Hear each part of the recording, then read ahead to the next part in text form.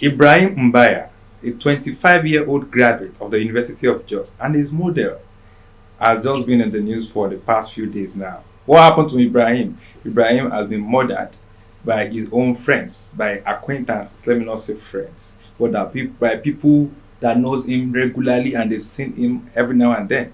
On what allegation? He said he stole a phone. But unfortunately, the phone was found with somebody else or was somewhere else after he has been tortured and of course after he had died. They found the phone.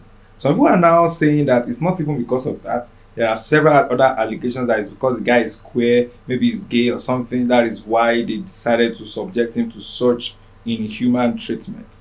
And it's not only this guy. For different reasons, Nigerians at different times in history have resorted to taking laws into their hands. And if you've been on social media lately, there has been several videos circulating of where thieves have been caught and what Nigerians are doing to thieves.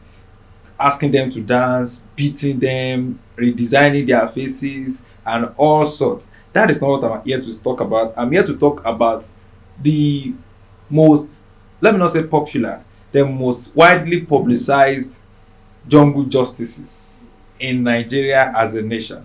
This is not just happening. It has been happening from time past. In fact, it used to be very, very much rampant in areas like Lagos, in places like Lagos, where pickpockets are caught and they put tire on their neck and they set them ablaze. But there are some few jungle justice cases that have made it to national headlines. And I want to quickly chronicle them. Let's talk about them so maybe we can learn a thing or two to know that law must not be taken into our hands, regardless, irrespective of whatever we feel or whatever we think at any particular point in time. So the number one case that I want to talk about today is the case of Ibrahim Mbaya. Like I said, this one just happened this month of July in the year 2026. And of course, it happened at an off-campus apartment along Green Road in Jos North local government area in Plateau State. This guy, like I said, is a model. He said he stole an iPhone. And of course, they started beating him. They asked him to dance. They subjected him to all kind of corporal punishment and treatment. And after all is said and done, he was rushed to the hospital because he was accused by, like I said, by people that knows him, acquaintances, said he stole the phone and they did all that they could do. The guy he kept on denying that he did not, but nobody listened to him. They brought him unconscious to the Jos University Teaching Hospital and was pronounced dead on arrival. They beat him to the extent that he died. Like I said, unfortunately, the phone was found somewhere else or with somebody else. Just very, very sad. But then the matter is still on because the Nigerian police have effected an arrest and arrested like 3 people in connection with this gruesome murder of Ibrahim Mbaya. May God comfort his family and rest his soul. Is Mbaya the only case? No, I still have like 10 more cases of of jungle justice that happened in this our dear nation Nigeria. Why am I doing this? I want you to know that it is actually evil to take law into your hands, especially when it has not been tried by a court of law. There is a reason why court takes time, because they have to examine all the evidences and a lot of things to ensure that justice is done and that an innocent person is not wrongfully punished. Number 2 on my list is the popular one. In fact, I can dare to say most popular one, the Aluu Four. Remember the Aluu Four? That happened in Port Harcourt in the year 2012. It was a very, very pathetic case and of course a national one at that. What happened? Lloyd Toku, Chia Dika Brigina, Tekena Elkana, and Ugona Obuzo. They were the 4 unlucky guys. They were gruesomely murdered and it was recorded. I think that is one of the reasons why this particular one went viral, because the whole act was recorded and uploaded on social media. How these guys were beaten and how they were beaten till they died. What happened? They said they stole a laptop, they stole phones. The story we had was that these guys went to actually what's it called now? They went to go and ask for their money. They borrowed somebody money, according to the story we had. They lent somebody money and they wanted to go and collect their money. But when they made a mistake, according to what we had, allegedly, rumor has it that when they were going to the person's house, they went to some popular Egbon Adubo who happened to be a cultist. And when that one was going, he went with a gun. So they went to this guy's house. The guy that was owing them tried to, where's our money?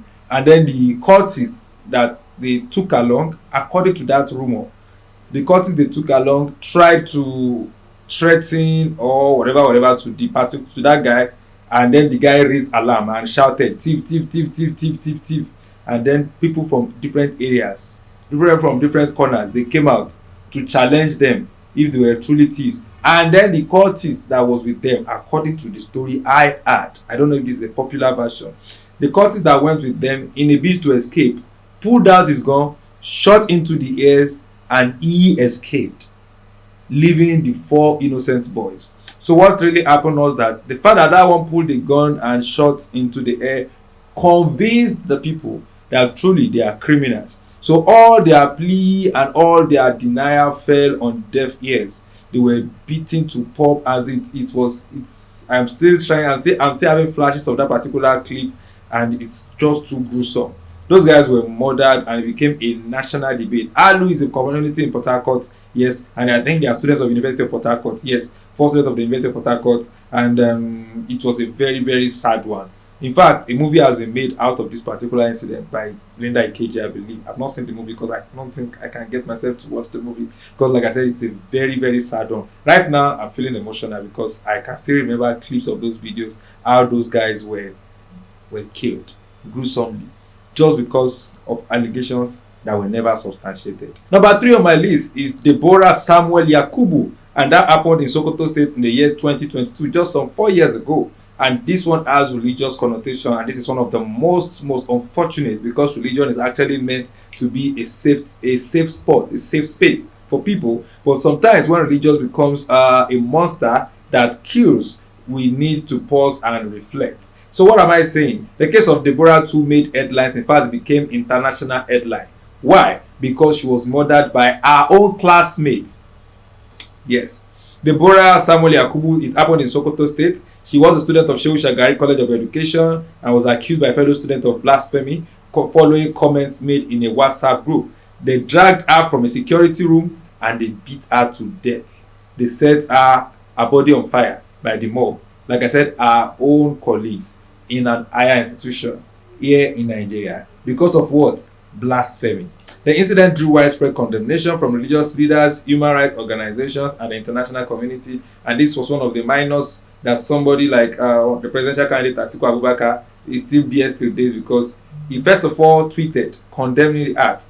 And when some Muslims challenged him for supporting somebody that has been accused of blasphemy, he quickly deleted the tweet and he recounted his condemnation. And that's one of the reasons why people believe that this man is not to be trusted. He does not have balls of steel, because if they can shout at him and he deleted his message, then he's not fit to be a leader. But that's a topic for another day. So Deborah Samuel Yakubu is number 3 on my list. Number 4 on my list is David Imoh. This one happened in Lagos State in the year 2022 as well. But this particular one is a different one. It's not religious. Neither is it. It's not religious, but also theft accusation. David Imoh is a sound engineer. He was killed in Lekki after a disagreement over the payment of a motorcycle fare. A mob of commercial motorcyclists attacked him, and that led to his death.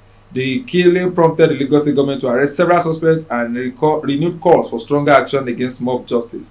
This guy forgotten, maybe he did not pay, he paid, he did not pay. One very flimsy excuse. Okada riders descended on him, they labeled him a thief, and then it was after he was killed that people started saying, no, this guy is a sound engineer, we know him, this guy is not a criminal, this guy is not a thief. But then unfortunately it was too late, because the man was no more. May God rest the soul of David Imoh. Like I said, that one happened in Lagos in 2022. So if you are saying Sokoto people, they are barbaric, they are backward, they are whatever, one of the one that happened in Lagos in the same 2022, although without a religious connotation, but still an unverified claim. Number 5 on my list, this one is another massive story, another massive headline. In fact, it almost resulted in communal clash, and that is the Uromi Hunters, which happened in Edo State just last year, 2025. Yes, it happened last year. A group of northern travelers reported to be hunters were returning home. They were intercepted in Uromi by local vigilantes and residents who suspected them of being kidnappers, bandits. You know what the situation is like. The what's it called now, the security situation of the country is. The mob attacked and killed multiple victims before authorities could intervene. The incident heightened ethnic tensions and more prompted widespread condemnation from government officials and civil society groups. Said the guys were hunters. People say if they were hunters, why are they traveling in a group? Why are they armed? Why do they have weapons? Why do they do this? Why do they do that? Why are this? Why are that? But like I said, it's quite unfortunate. In fact, we could not put a particular number to it. But then it was said that they were a lot. A lot of them were killed. The next on my list is number 6 is Martin Itagbor. And this one happened in Cross River State in the year 2023.